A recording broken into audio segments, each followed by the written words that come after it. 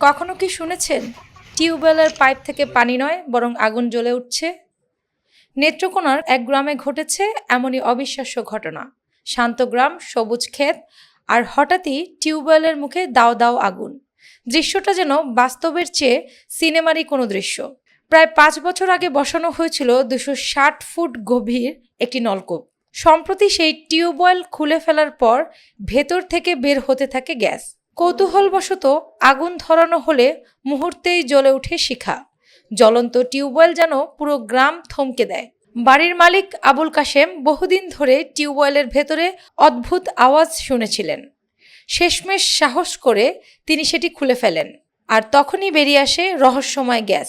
৫-৬ বছর আগে কল দেওয়া হয়েছে, দেওয়ার পরে আপনার এই কল পানি উঠে কম উঠে আর ঘের শব্দ হয় খালি কলে। পরে শুরু ভিতর ডুহাইয়া ফেঁসা দূরাবি না আগুন দিছি, একটু আগুন জ্বলতেছে। সেই বাড়ির গৃহিণী আমিরুন্নেসার চোখেও ছিল বিস্ময়।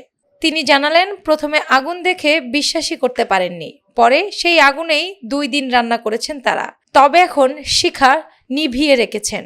ভয় তো রয়েছেই, কে জানে কখন কি বিপদ ঘটে। আদত কলটার মধ্যে দিয়েছি কি ফ্যানও জ্বলে, রীতিমতনই জ্বললে আমরা বউ কেসিতে ভাত রান্ধে দিই। বাদে ভাতও ভাত করছে, সানও ভাত করছে, ২ দিন করে ভাত করছে। সকালে না দিদি ক্ষতি হয়ে যাইবা, আমরা ডরে হিবার বন্ধ হয়ে থেকে গেছি।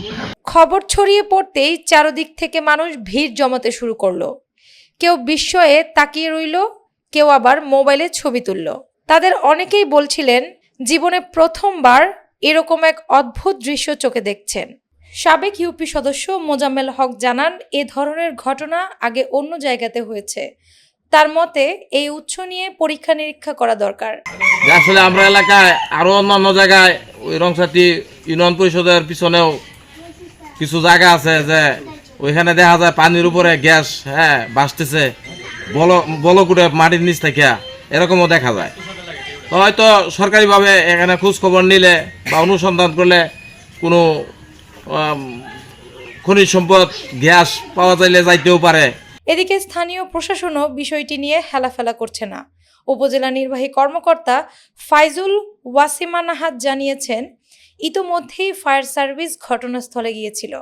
প্রাথমিক ধারণা অনুযায়ী এটি প্রাকৃতিকভাবে তৈরি হওয়া মিথেন গ্যাস।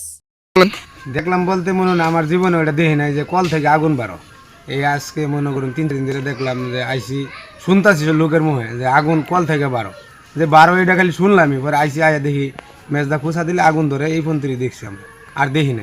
আমাদের এলাকায় হয়েছে আসলাম, দেখি এটা আগুন জ্বলে, গ্যাস দেওয়া ফলে আমার আগুন জ্বলে। আমরা আইসি আজ টিপটা দিচ্ছি, মেজদা আগুন ঠিকই জ্বলতেছে। এটার মধ্যে আবার চা ভাত রান্ধা হক করে খাওয়া গেছে। না এরকম আর দেই নাই, আর এরকম দেই না দেখি ধরো ফলে বলতেছে না, আমরা আইলাম আর দেখি না ঠিকই সত্যই। তাদের চোখে এই ঘটনা যেমন ভয় ধরিয়েছে, তেমনি জাগিয়েছে এক অদ্ভুত কৌতূহল। কেউ মনে করছেন অজানা বিপদের আভাস, আবার কারো কাছে এটি এক বিস্ময়ের গল্প।